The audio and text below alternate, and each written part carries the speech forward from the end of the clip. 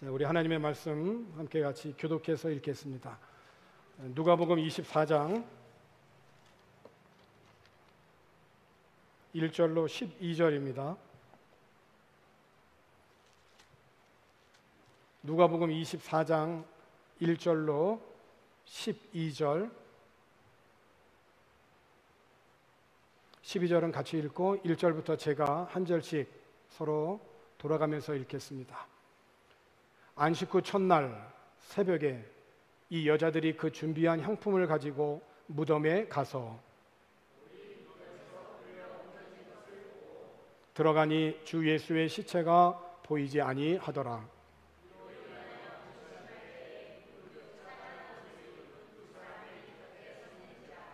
여자들이 두려워 얼굴을 땅에 대니 두 사람이 이르되 어찌하여 살아있는 자를 죽은 자 가운데에서 찾느냐.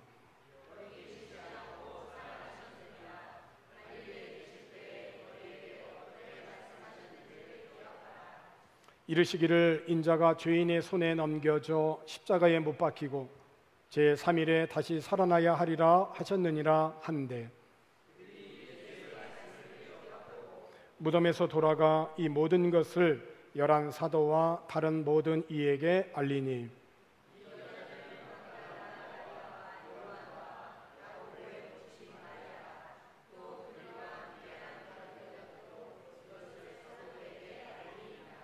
사도들은 그들의 말이 허탄한 듯이 들려 믿지 아니하나 베드로는 일어나 무덤에 달려가서 구부려 들여다보니 세마포만 보이는지라 그 된 일을 놀랍게 여기며 집으로 돌아가니라. 아멘. 사람들은 이렇게 살아가면서 희노애락의 다양한 일을 경험합니다. 그 경험을 통해서 인생이 이런 거구나, 인생을 배우게 되고 또 교훈을 얻습니다. 그래서 똑같은 일들을 다시 만나게 되면 실수도 줄여나가게 되고 이전보다는 좀 더 성숙한 사람으로 성장하게 됩니다. 그럼에도 불구하고 사람으로 태어나서 피할 수 없는 것이 하나 있는데 그것이 바로 죽음입니다. 아무리 평소에 건강했어도, 아무리 많은 재산을 가지고 있어도, 아무리 많은 학위를 갖고 있어도 어느 날 그의 인생에 죽음이 찾아오게 되면 피할 수가 없습니다. 그것이 인생입니다. 생명을 잠시 잠깐이라도 연장은 할 수는 있지만은 이 죽음이라는 것 자체에서 벗어날 수가 없습니다. 그래서 사람들은 죽으면 모든 것이 끝났다 이렇게 얘기를 합니다. 정말 그럴까요? 주어진 환경과 사실은 맞습니다. 죽으면 모든 것이 정말 끝납니다. 어떤 사건이 이렇게 진행이 되다가도, 경찰이 조사를 하다가도, 재판이 진행이 되다가도 관련이 있는 사람이 딱 죽게 되어지면 사건 종결입니다. 그냥 끝이에요. 그게 사실이에요. 그런데 사실 넘어 진실이 있다는 것입니다. 사실은 사실이지만 그 사실 위에 진짜가 있다는 거예요. 죽음 너머에 부활이 있는 것이 진실입니다. 요한복음 5장 29절에 있는 말씀을 보게 되면 선한 일을 행한 자는 생명의 부활로, 악한 일을 행한 자는 심판의 부활로 나오리라고 했어요. 인간에게 있어서 피할 수 없고 벗어날 수 없는 이 죽음이, 왜 우리에게 이 죽음이 있느냐 하는 거예요. 그것은 죄의 결과입니다. 최초의 사람인 아담과 하와가 하나님의 말씀에 불순종해서 죄를 지으면서 인간에게는 죽음이 주어졌습니다. 그래서 인간은 이 죽음을 극복해 보고자 많은 노력을 했습니다. 그런데 헛수고예요. 그것이 인간이 만든 종교 아닙니까? 어떻게든지 해보려고 만든 거예요. 그런 면에서 기독교는 일반 종교하고는 다른 거죠. 일반 종교는 밑에서부터 어떻게든지 올라가 보려고 하는 것이지만 기독교는 밑에서 올라온 종교가 아니라 위에서 우리를 찾아온 종교이기 때문에 엄밀한 의미에서 기독교는 종교라고 볼 수도 없는 거죠. 특별한 계시인 거죠. 이렇게 죄로 인해서 죽을 수밖에 없는 인간을 위해서 하나님은 놀라운 계획을 세우셨다는 거예요. 비록 인간이 죄를 짓고 그 죄로 말미암아 죽을 수밖에 없게 되었지만은 죽음 이후에 다시 살아나는 부활을 예비하셔서 하나님과 영원한 생명을 누릴 수 있는 그 복을 예비하셨다는 것입니다. 어떻게 그럴 수 있느냐? 어떻게 그럴 수가 있느냐? 하나님이 구원의 주로 이 세상에 보내주신 예수 그리스도를 믿는 자들은 부활의 능력을 얻고 영원한 생명을 취하게 됩니다. 믿으면 아멘 하십시다. 정말 아멘이십니다. 요한복음 3장 16절에 있는 말씀을 보게 되면 하나님이 세상을 이처럼 사랑하사 그렇게 하나님을 배반하고 하나님 앞에 죄를 짓고 하나님을 비방하고 하나님이 보내신 그 예수 그리스도를 욕하고 비난하고 배신하고 배반하고 등 돌리고 그런 세상이라 할지라도 하나님은 그들을 사랑하셔서 독생자를 주셨으니 이는 그를 믿는 자마다 멸망하지 않고 영생, 영원한 생명을 얻게 하려 하심이라. 그렇습니다. 비록 죄로 물든 세상이었지만 하나님은 인생들을 사랑하셨어요. 죄에 빠진 자들을 구원하시고 그들에게 영생을 주시기 위해서 독생자 예수 그리스도를 이 세상에 보내주셨습니다. 그러므로 우리들이 살아가는 인생에 있어서 다양한 많은 일들을 경험하고 많은 사람들을 만나지만 가장 큰 축복은 우리의 구원을 위하여서 하나님이 보내주신 예수 그리스도를 만나 그분을 믿음으로 말미암아 그분을 믿고 구원받아 영원한 생명을 얻는 것이 가장 큰 인생의 복이라는 것입니다. 아멘이시죠? 부모님을 잘못 만날 수 있어요? 태어났는데 부모님이 누군지도 모르고 고아로 자란 아이들이 있습니다. 가장 불쌍한 아이들이에요. 태어나자마자 만남의 복을 받지 못한 아이들이에요. 그래도 누군가 옆에 그 사랑을 받고 자라긴 자랐어요. 그래도 그것으로는 안 돼요. 조금 자라서 학교 선생님도 만나고 친구도 만나고 평생 동반자도 만나지만 우리들의 인생에 있어서는 예수 그리스도를 만나야 되는 거예요. 예수 그리스도를 만나야 하나님이 예비하신 구원의 은혜를 받게 되고 영원한 생명을 얻을 수 있게 되어지는 것입니다. 아멘이시죠? 예수님은 인류의 모든 죄를 짊어지시고 모든 그 십자가의 그 고통과 그 하나님의 침묵 속에서 구원을 위하여서 끝까지 인내와 순종으로 하나님의 뜻을 이루셨습니다. 얼마나 간절히 하나님 앞에 기도하셨습니까? 겟세마네 동산에서도 기도하시고 하나님의 외면과 침묵 속에서도 끝까지 하나님을 바라보시면서 주님이 이루신 것은 뭡니까? 하나님의 뜻에 순종하는 것입니다. 그러니까 가장 귀한 신앙의 열매는 순종입니다. 우리는 믿음으로 다 구원을 받을 수 있지만 누가 축복을 받을 수 있느냐? 누가 구원의 복을 받을 수 있느냐? 누가 삶에 정말로 하나님을 경험하고 살아가느냐? 순종하는 사람이라는 것이. 내가 이거 하고 싶어도 하나님의 뜻이면 내 뜻을 내려놓고 하나님의 뜻에 순종할 수 있는 그 사람이 하나님의 복을 받을 수 있는 것이. 십자가에서 운명하시고 사흘 후에 죽음에서 부활하신 예수님. 근데 여러분들 믿어지십니까? 이 예수님의 부활이 믿어지십니까? 예수님을 3년 동안 따라다닌 제자들도 못 믿었어요. 그렇잖아요. 그래서 예수님이 그 전에 진작부터 말씀을 여러 차례 하셨단 말입니다. 그래도 못 믿었어요.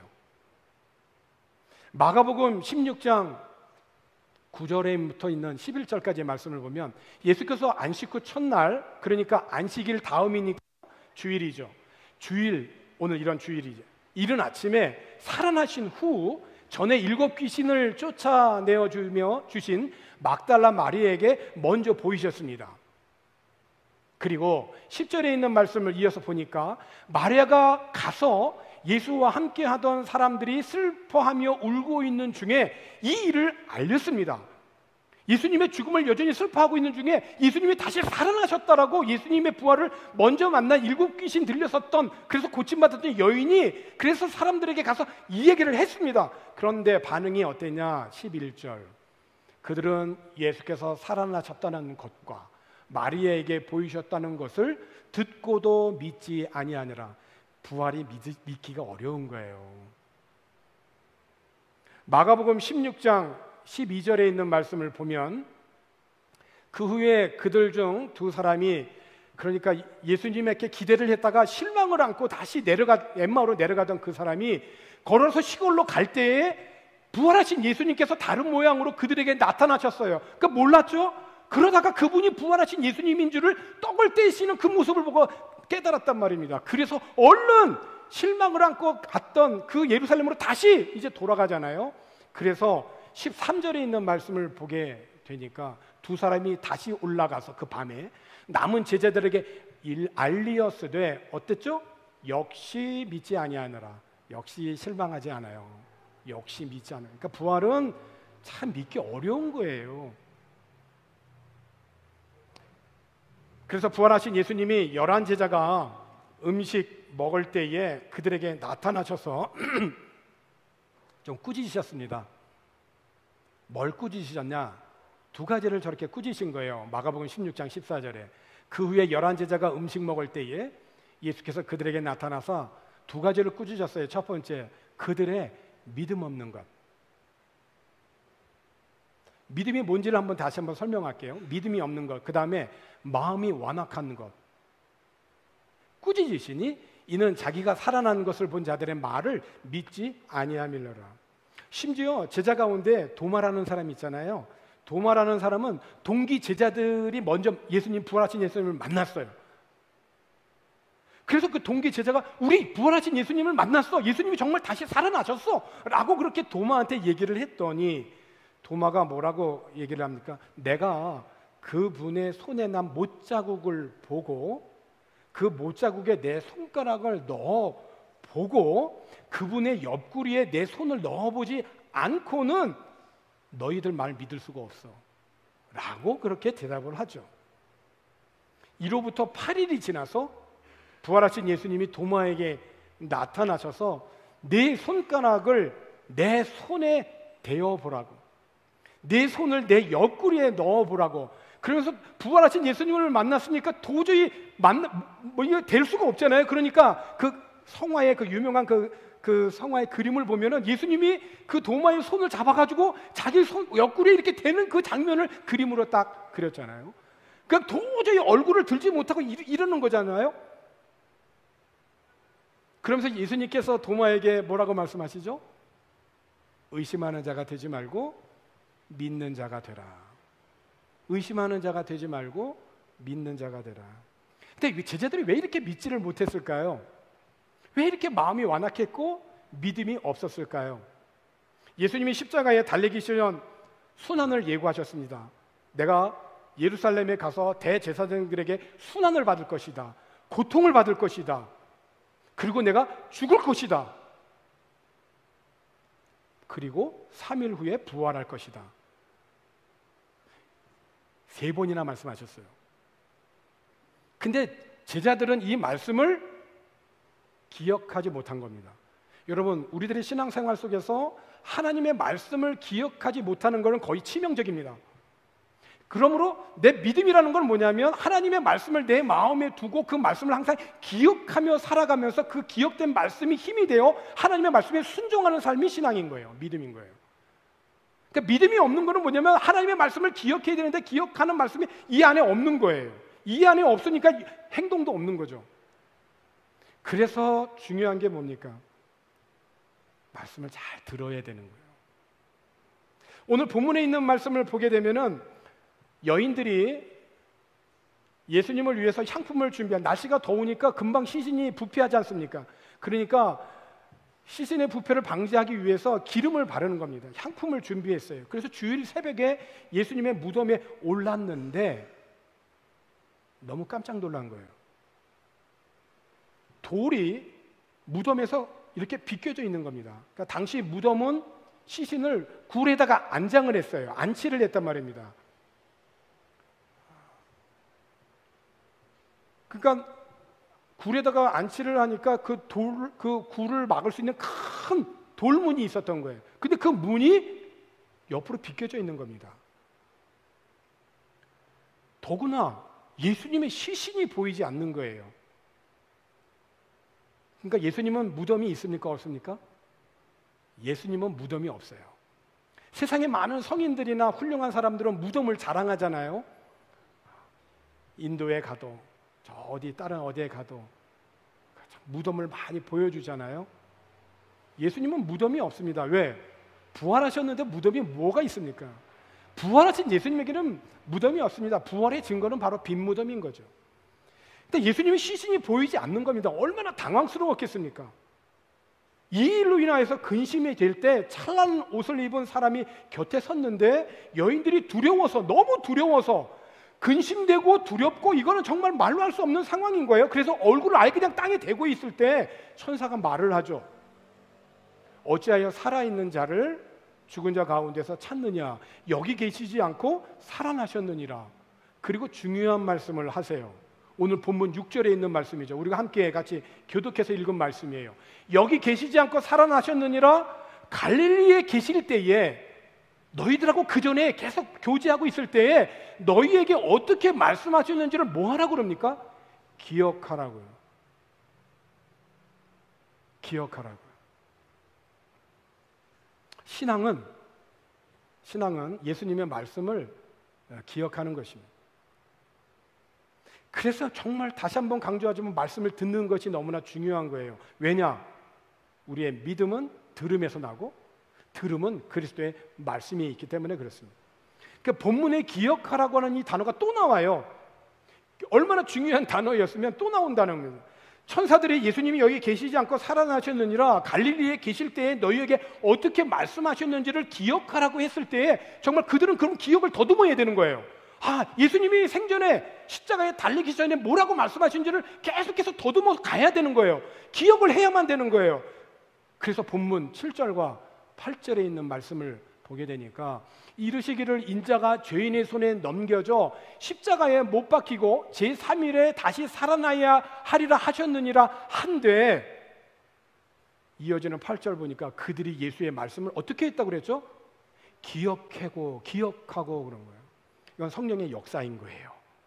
오늘 우리들의 기도의 제목은 이거죠. 하나님, 내가 잊어버릴 수 있습니다. 요즘 나이가 들어가면서 잊어버리는 게 한두 가지예요. 그런데 다 잊어버려도 좋습니다. 그런데 나에게 생명이 되는 예수님의 말씀은 기억하게 해주십시오. 이게 성령의 역사예요. 성령의 역사는 우리들로 하여금 기억나게 하고 생각나게 하시는 거기 때문에, 그래서 잊어버릴 줄 알지만 계속 와서 들어야 돼요. 듣고 계속해서 하나님의 말씀을 마음에 이렇게 쌓아야 돼요. 그러다가 결정적인 순간에 생각이 난단 말이에요. 그래서 내가 올바른 선택을 할 수가 있는 거예요. 내 마음대로 하지 않고. 예수님께서 십자가의 순환을 당하시기 전에 순환을 예고하시고 동시에 3일에 다시 살아나리라 하는 말씀을 기억해낸 거예요. 예수님께서 그 빌립보 가이사랴 지방에 이르러가지고 제자들에게 물어보셨죠. 소문도 많고 말도 많은 곳이에요. 우상도 많고, 그리고 황제의 신상이 높이 신전이 있어서 황제를 신으로 떠받드는 그 가이사랴, 그 빌립보, 거기에서 너희들 이거 다 보이냐? 이거 다 보이지? 그런데 사람들이 예수를 누구라고 하느냐 물어봤어요. 그랬더니 더러는 세례 요한이요, 더러는 엘리야요, 더러는 에레미야나 선지자 중에 하나라고 대답을 했습니다. 이때 예수님께서 제자들에게 그럼 너희들은 나를 누구라고 하느냐라고 물으세요. 이거 중요한 적용점이죠. 그때 베드로가 주는 그리스도시요 살아계신 하나님의 아들입니다라고 대답을 합니다. 이 대답은 베드로에게 하나님의 영이 임하여서 대답을 하게 하신 거예요. 그래서 주님의 대답도 뭐였냐면 이를 내게 알게 하니는 혈육이 아니야 하늘에 계신 내 아버지라고 말씀을 하세요. 그리고 바로 이어서 예수님이 무슨 말씀을 하셨느냐? 예수님의 순환과 죽음과 부활에 대해서 말씀을 하셨어요. 마태복음 16장 21절이죠. 이때로부터 그러니까 주는 그리스도에서 살아계신 하나님의 아들입니다라고 칭찬을 받고 그 좋았던 그때, 이때로부터 예수 그리스도께서 자기가 예루살렘에 올라가 장로들과 대제사장들과 서기관들에게 많은 고난을 받고 죽임을 당하고, 그렇지만 그걸로 끝난 거 아니라 진실은 뭐냐? 제3일에 살아나야 할 것을 제자들에게 비로소 나타내신, 처음으로 이때 예수님이 부활할 것을 미리 말씀하셨다는 거예요.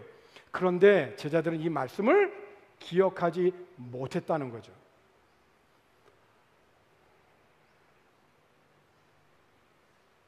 예수님은 십자가의 순환을 당하시기 전에 이렇게 3번에 걸쳐서 부활을 말씀하셨어요. 하지만 제자들은 여인들로부터 예수님이 다시 살아나셨다라고 전해 들었어도 듣고도 믿지 않았고 역시 믿지 않았다. 참 믿기 어려운 거예요. 여러분들은 믿어지십니까? 그래서 예수님으로부터 꾸지람을 받을 수밖에 없었던 거죠. 믿음 없는 것과 마음이 완악한 것을. 지난 금요일에 이른 아침에 현지 목회자 한 분이 우리 교회에 이제 차를 주차하고 클락에 다녀오실 일이 있었습니다.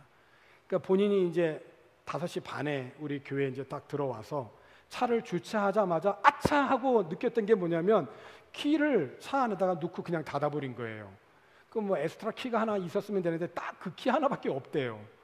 그러니까 약속한 일정이 있고 출발을 해야 되니까 현지 사역자는 클락으로 출발을 하고, 그러니까 걱정이 되는 거예요. 이 사역자는 떠나면서 저거 잠겼는데 어떡하냐. 그래서 Don't worry, 걱정하지 마. 그러니까 너 열 줄 알아. 걱정하지 마, 갔다 와. 그리고 저는 그때부터 걱정이 된 거야. 이걸 어떻게 열어야 되나, 이거를. 차종이 볼보입니다. 유로피안이 이게 굉장히 튼튼해요, 이게 정말. 그래서 제가 유튜브 영상을 보면서 이 열 수 있는 방법을 다 했어요. 막 테이프 붙여가지고 유리창을 강제로 내려보기도 하고 안 내려가요. 얼마나 단단한지. 끈을 갖다가 옆에서 집어넣고 그냥 해도 들어가지도 않고 한 시간 하다가 힘들어가지고 다시 올라왔다가 다시 또 내려서 1시간 해도 또 안 되고 2-3시간 하다가 도저히 안 되겠다 이게. 그러다가 문득 그런 생각이 들더라고요. 사람의 마음이 이렇게 닫혀 있다면, 열려고 해도 마음 열지 않고 마음을 완악하게 해서 더 마음의 문을 닫아버린다면 얼마나 이거 답답한 일인가.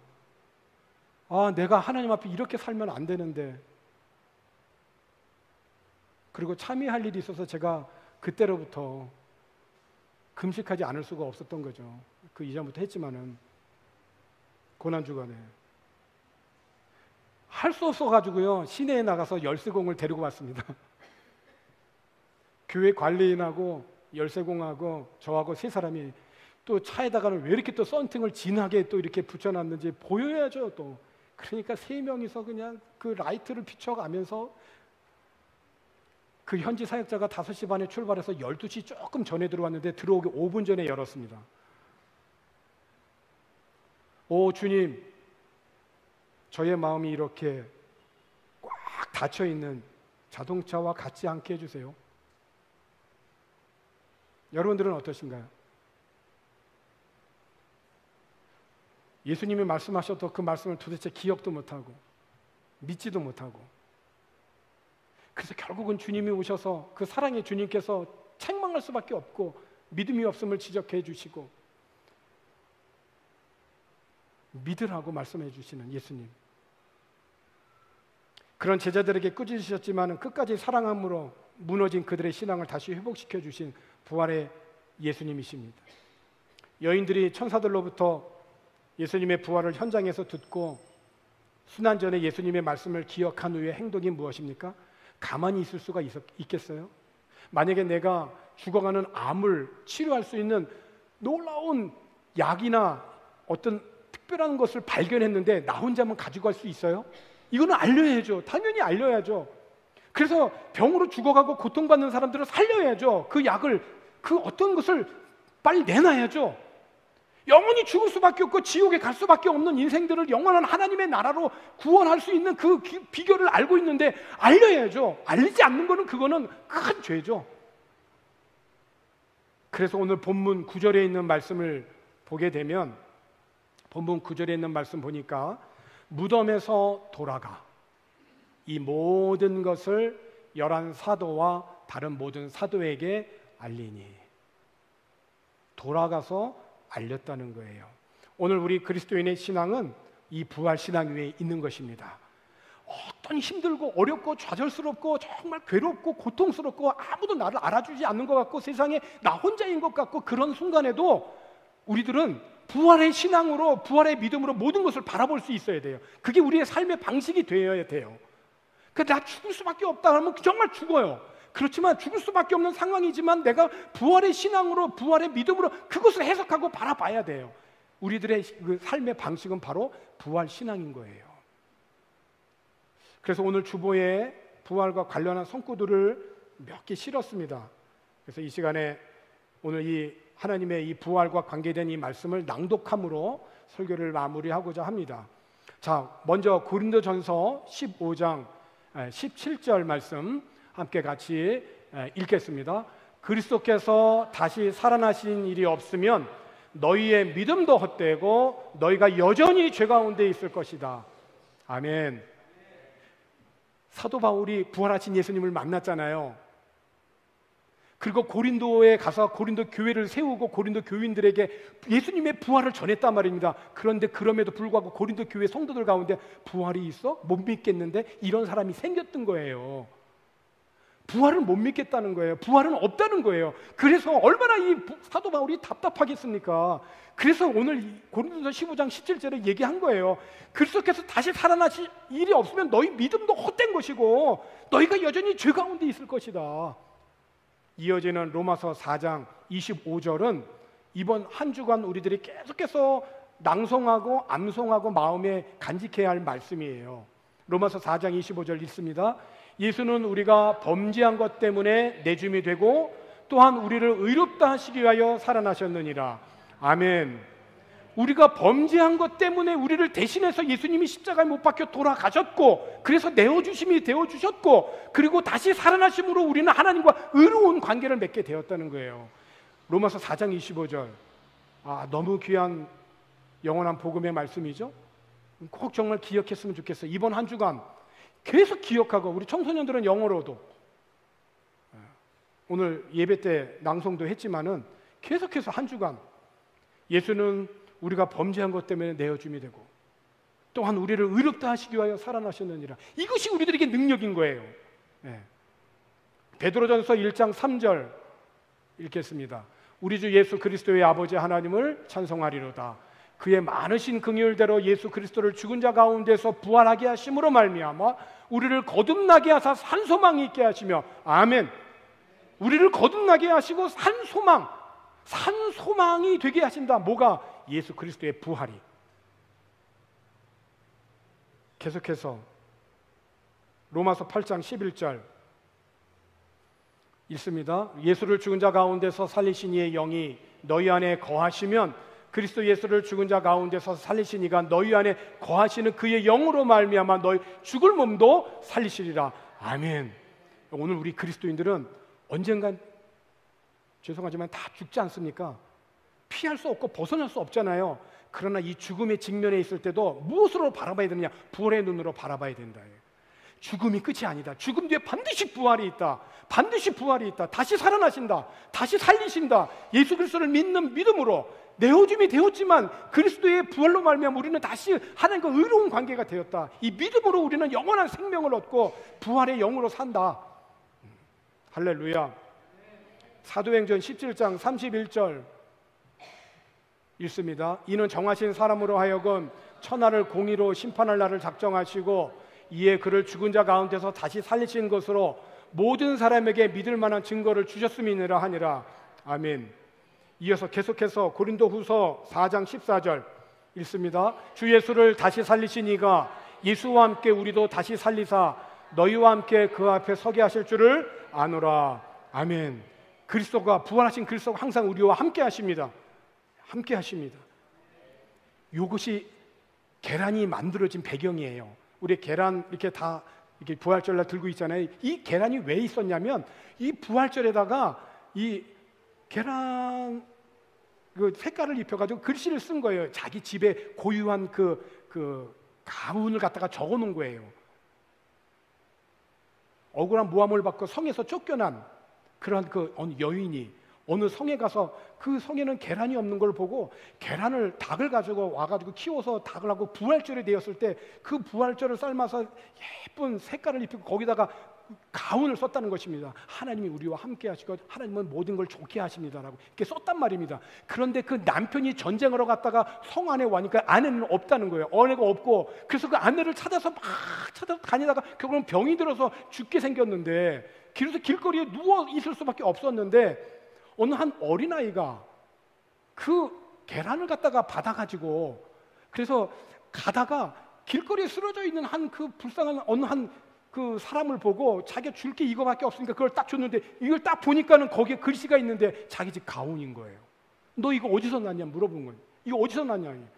저 성에서 가가지고 보니까 그 성에서 그 만든 사람이 자기 아내이잖아요. 만나서 다시 성으로 돌아가서, 그래서 귀한 하나님의 은혜를 다시금 잘 회복하고 가정을 세웠다는 그 유래가 오늘 부활절에 계란을 우리가 써서 거기에 글씨를 써가지고 나눠주는 이유예요. 오늘 계란을 받으시면 거기에 우리가 쓰지는 못하고 다 붙였지만은 예수 부활하셨습니다. He is a reason. 예수 부활하셨습니다.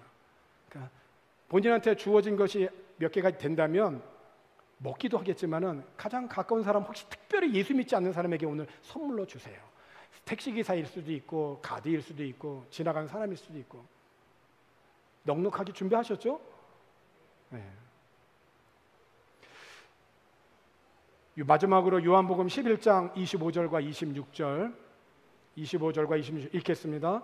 예수께서 가라사대 나는 부활이요 생명이니 나를 믿는 자는 죽어도 살겠고 무릇 살아서 나를 믿는 자는 영원히 죽지 아니하리니 이것을 내가 믿느냐. 믿습니까 여러분? 예, 할렐루야. 그렇습니다. 죽음은 누구에게나 예외 없이 찾아옵니다. 우리 모두는 언젠가 죽음 앞에 설 것입니다. 그러나 죽음으로 끝이 아니라 예수를 믿는 하나님의 자녀들은 죽음 이후 부활이 있음을 믿습니다. 이 죽음이 넘어 부활의 은혜를 사는 사람은 하나님 앞에 나와야 됩니다. 하나님 앞에 나와야 돼요. 그래야 삽니다. 목마른 자들아 하나님 앞에 나와라. 돈 없는 자도 나와라. 그리고 예수님을 철저히 믿어야 됩니다. 예수님이 우리의 구원을 위해서 이 땅에 보내주신 구원자 예수 그리스도를 믿어야 됩니다. 철저히 믿어야 됩니다. 그리고 예수님이 사망과 죽음의 권세를 이기시고 부활하시고 승천하셔서 약속하신 성령으로 우리가 충만해야 됩니다. 하나님 앞에 나와야 됩니다. 예수님을 철저히 믿어야 됩니다. 그리고 성령으로 충만해야 됩니다. 이것이 오늘 우리들이 부활의 은혜를 힘입고 살아가는 삶의 비결이고, 목마른 세상이지만 풍성한 삶의 은혜를 누리며 사는 삶의 비결인 것입니다. 이 귀한 은혜가 오늘 예배에 참여한 모든 성도들에게 풍성하게 임하기를 주님의 이름으로 축원합니다. 하나님 아버지 감사합니다. 오늘도 우리들의 생명을 연장하여 주시고 죄와 허물로 죽을 수밖에 없는 저희들이지만 그럼에도 불구하고 하나님의 은혜를 우리에게 다시금 일으켜 주시고 회복시켜 주시고 예배의 귀한 자리로 저희들을 불러주셔서 하나님을 찬송케 해주시니 감사합니다. 늘 하나님 앞에 나오는 저희들 심령 되게 하시고 늘 예수님의 말씀을 마음에 두고 그 말씀을 기억하고 그 말씀을 삶에 실천하여 행동하는 그리스도인이 되도록, 실천하는 삶, 순종하는 삶이 되도록 인도해 주옵소서.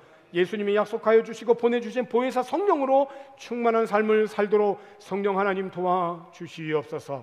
마음을 완악하게 하고 마음을 닫는 그런 어리석은 자리에 있지 않게 하시고 늘 하나님 앞에 마음을 열고 하나님 앞에 감사하며 충성하며 맡겨진 사명 잘 믿음으로 감당해가는 우리 모두 되게 하여 주시옵소서. 감사를 드리고 예수님의 이름으로 기도하옵나이다. 아멘.